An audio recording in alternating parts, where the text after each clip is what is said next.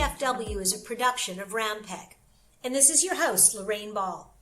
Today, I am talking with Jennifer Crawford of Social Media Rescue. If you heard our last conversation, you know that this is going to be a fun one, and if you haven't, be sure to go back and look for Jennifer in our archives. Jennifer, thank you so much for joining us. Oh, hi, Lorraine. I'm so happy to be back. This is going to be a fun conversation. I'm sure of it. Absolutely. And we're actually going to do something, I think, unexpected for people. I mean, typically we talk about digital marketing, and your company is Social Media Rescue, and we're going to talk about talking to people face-to-face. Yeah, absolutely. I don't want to say it's a lost skill, but I think sometimes we've managed to minimize the importance of actually doing something out in the real world and meeting people in real life face-to-face situations. And so we were going to talk today about the benefits of small conferences and how producing your own conference can be a powerful marketing tool. It could establish you as a leader in your industry. And there are a whole host of other benefits, which I know we're going to get into. Absolutely. And I am a real believer in face-to-face networking. I love getting into a room of people because for me as an extrovert, having an opportunity to talk to people face-to-face feels very comfortable. But I think even for introverts, people who maybe are a little bit shy, conferences are a great opportunity for them to make connections. Oh, absolutely. You know, I found myself in my years of business, I found myself organizing a lot of things over the years. And at some point I took a step back and said, why am I doing this? Why am I organizing things? And I realized, if I was honest with myself, it was because I am extremely introverted and I'm a little shy. And by organizing events, it was a way for me to walk in a room and not feel awkward because people were in that room because of me, and they sort of already knew me going there. So I didn't have to start an awkward conversation, and I didn't have to wonder about how the room was set up, things that make me nervous.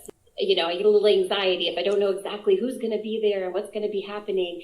But this way, I sort of checked all those mystery boxes off by actually organizing the event. And what happened over time is I did get more confident about being around people that I didn't know, and it built that skill in me of having the ability to talk to people and have an intelligent conversation without being super nervous all the time. Absolutely. There's something about having a purpose or a role or a job when you are in a room that gives you the confidence to be there, and that confidence really attracts people to you. So let's kind of step back and really take a look at this from a small business perspective. Creating your own events. It's great if you get invited to speak somewhere else, but if you don't, how do you kind of go about this process? What advice would you have for people? Well, there are no books really, or maybe there are books, so maybe I need to write one. I would say first is to figure out, you know, why you want to organize an event and what kind of event you want to organize. So essentially, the reason I'm attracted to small conferences, and when I say small conferences, I define that as 200 people or less.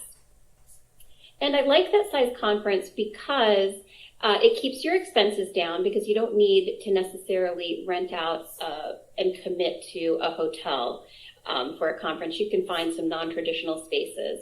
And also, with fewer people there, you can make some deeper connections with those people. Those people may end up being future collaborators, future clients, future employees. So you want to be able to have that opportunity to get in front of them in a leadership position and build those relationships, again, face to face. And it builds so much trust when you get to be able to spend a day with somebody in a leadership position. So once you find out what you want to have your conference about, think about your industry, think about the needs of your community, what you're not seeing in your community, what you'd like to see in a conference. My first conference I put on 4 years ago, and it's a podcasting conference called DC Podfest, happens every year in November. And I did it because I was looking for a podcasting conference and I didn't see one in my area.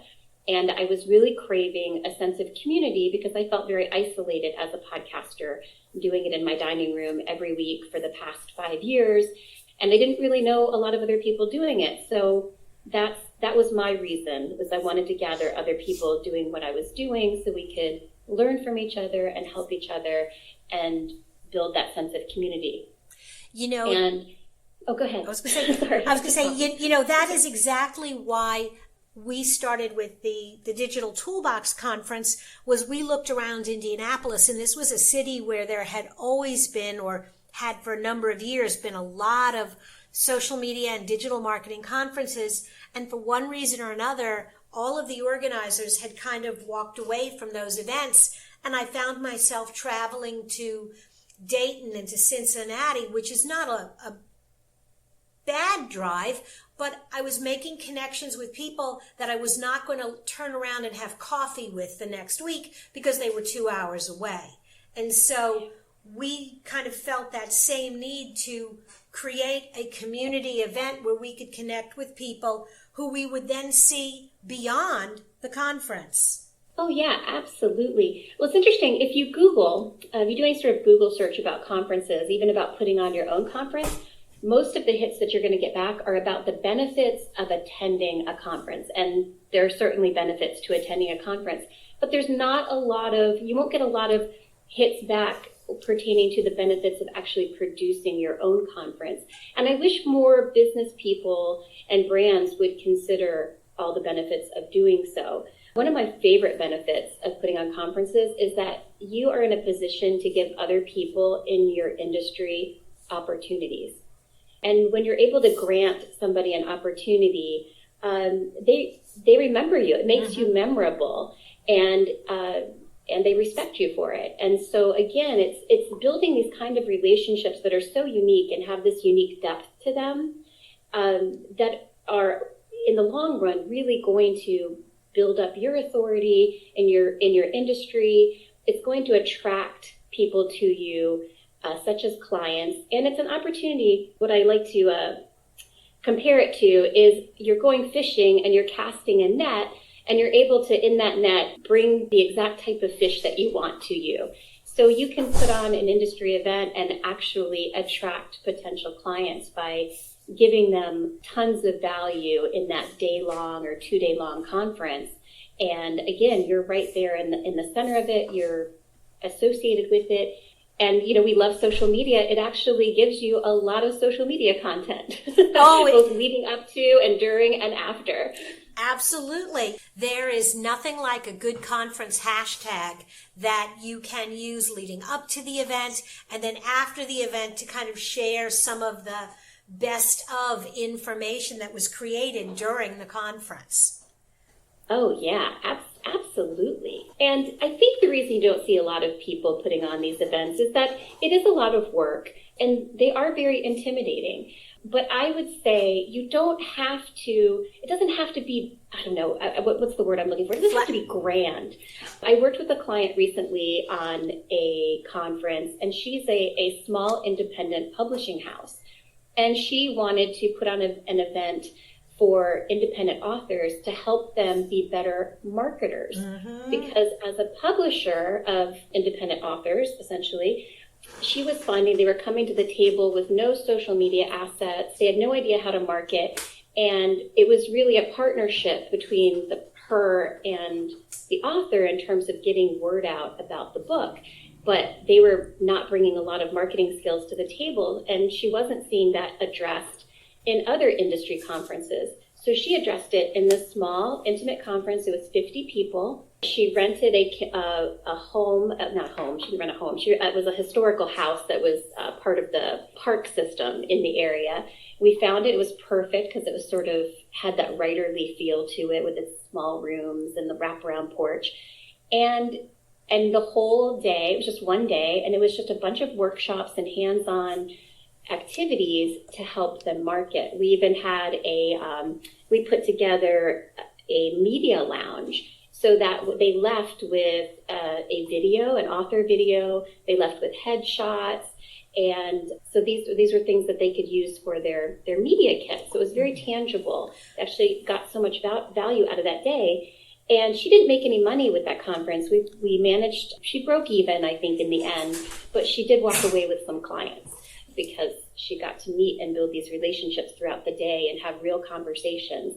So I think that conference, if I remember the budget, it was about $3,000. That's the thing that I think a lot of businesses don't realize is that you can put on a really nice event for a reasonable amount of money. And certainly if you can get even one company to sponsor and help underwrite the cost, all of a sudden it becomes a very, very reasonable way to build community, up your professional presence, and do it in a way that you're not competing with 100 other companies that do what you do. Exactly. Awesome. Jennifer, I cannot believe we've run out of time. This has been, I know. It's always so much fun to talk, and this topic is one that I think a lot of businesses need to take another look at. If people are interested in learning more about you and the things that you do, where should they go? My website is smrescue.com, and you can email me at jennifer@smrescue.com. Awesome. And I really encourage you guys to do that. If you're curious about Jennifer, also look for her on social media. That's where we connect most often. That's right. Thanks again, Lorraine. I really appreciate it. Thank you. If you have enjoyed today's conversation, if you'd like to learn more about digital marketing topics, be sure to check out our blog at roundpeg.biz and look for us wherever you listen to podcasts. This has been another episode of More Than a Few Words. Thanks for listening.